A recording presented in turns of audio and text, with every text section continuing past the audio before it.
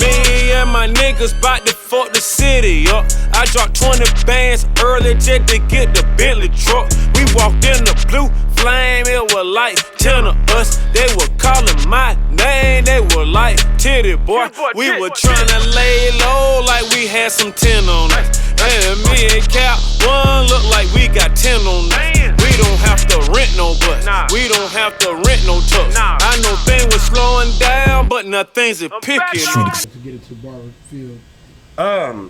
Do it. I mean, you know what I'm saying? Like I said, it's just not a job, it's a way of life, you know what I'm saying? Because like I said, when you're a barber, you're able to deal with anybody. Like I said, when you're a barber, you're able to go up to anyone. Like if you see, it's easy for you guys that love females, you know, get you a barber card, get you some cards and start cutting hair and go up to her and say, hey, you got a boyfriend?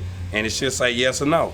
And if she say yes, say, well, here's my card. Tell them get at me for a cut. You know what I'm saying? If she say no, that's your opportunity to say hi and go from there. That's for you guys that like women like that. But you know, I'm all about business. I'm gonna give them a card and like, hey, you know, I'm about business. I'm trying to give me some money. If you need somebody need a cut, get at me. My people gave me a pair of clippers back in the days, and I had no clue that that's what I was gonna do in life, you know. But turned out to be the best thing that ever happened to me. Never ever thought one day in my life I was gonna own my own shop or anything like that. That wasn't even a part of my goals. Like every kid, go to the NBA, NFL. Astronaut? Nah, I never wanted to be an astronaut. I didn't want to go out of space. I didn't. That's going out of the planet. Yeah, I never had no desire to do any of that. Never had the desire to be a cop or none of that. Fireman. But it's barbers that I wanted to meet. Like I remember back in the days, Anthony Mason used to play for the New York Knicks. I remember one time he would have all these haircuts, and I remember one time he had the Statue of Liberty in his head. And I said, I would love to meet this barber. And then I remember one time I was watching with Puff Daddy, Sean Puffy Combs, his barber, and I thought it was so amazing that he would draw pictures of the type of beards, how Puffy would want his beard. And I thought that was just so amazing. And he was like, I would love to meet him. So it's just barbers I love to meet. You know, my boy Rob the Original. Okay. You know, we ended up flying him down here for a barber battle that we had, the King of the Clippers. And he's one of them barbers that's just amazing in the game. Shout out to Joe the Barber. You know, he's another barber that's holding it down. So, you know, I always wanted to meet certain barbers, and I didn't have a chance to meet a lot of these barbers. And did you meet that first one that you speak of? I haven't met. What's his name? I don't even know who Anthony Mason's barber was. I just know when I seen that Statue of Liberty in his head, I was like, man, I'd love to meet this barber. So what do you want to leave the barber game? Like, let's say if you left today, what would you want your mark on the barber game? What would that be? What would you want to? I would like everybody to know that this barber game, it's like a way of life. You know what I'm saying? It's the last place. It's like one of the last places in the world where people can come in and just be themselves. Because like I said, you got a lot of places you go to. Like say for instance, you go to church or places like that. Well, I gotta take that back. You can go to church and act a fool up in there. But what I'm saying is, it's a lot of business places where you can't just go up in there and just talk about anything. You know, it's like you gotta watch what you say. But with this barbershop game, it's a man's environment. Where, you know what I'm saying, we can talk about sports, politics, religion, female, other people. That's just how it is. And you know, you can get a lot of knowledge from the barbershop. So my whole thing is I was just like, for everybody, you know, everybody can't be a barber, but like I said, for a person that ain't got nothing going on in their life and they don't know which way to go, this is the perfect place for you. You gotta pick up them clippers. You got to. You have to start up pick up them clippers. You know what I'm saying? You got to. You gotta learn.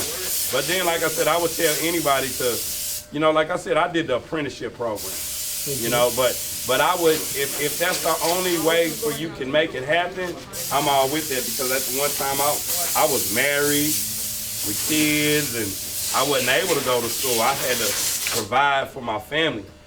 So that's what the apprenticeship program did for me.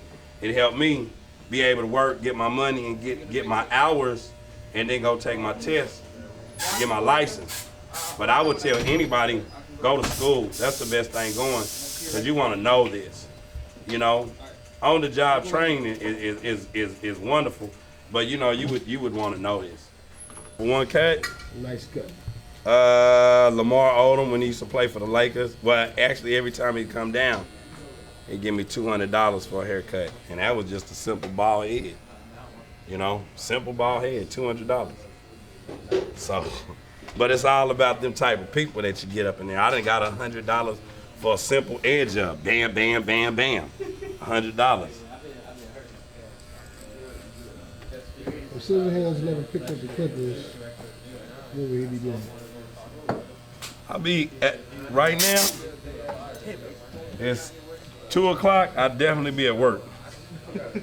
I'd definitely be at work. What kind of work you think you'd be doing? I have no clue, but I'd be working. I wouldn't be out on the streets selling drugs or nothing like that. That just ain't in me. I'm gonna be working somewhere. Couldn't tell you what I'd be doing, but I'd be working. You don't have a second choice of...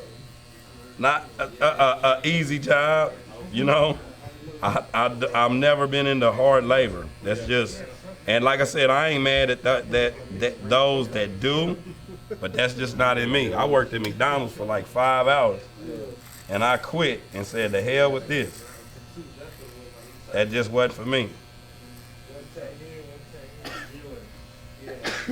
Honestly, you wouldn't be no Scissorhands if it wasn't for these Clippers.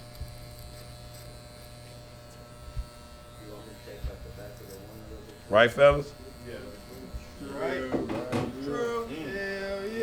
So what made you come to Scissorhands, like when you start coming to Scissorhands? You know, be humble, you know what I'm saying? Nobody ain't perfect, you know what I'm saying? But he hold you down, yeah, you ready, right? You know what I'm saying? Get your edge up, yeah, you right. You do a job. That's what you come to the workshop for, yeah, you're right, you know what I'm saying? I picked up a pair of scissors.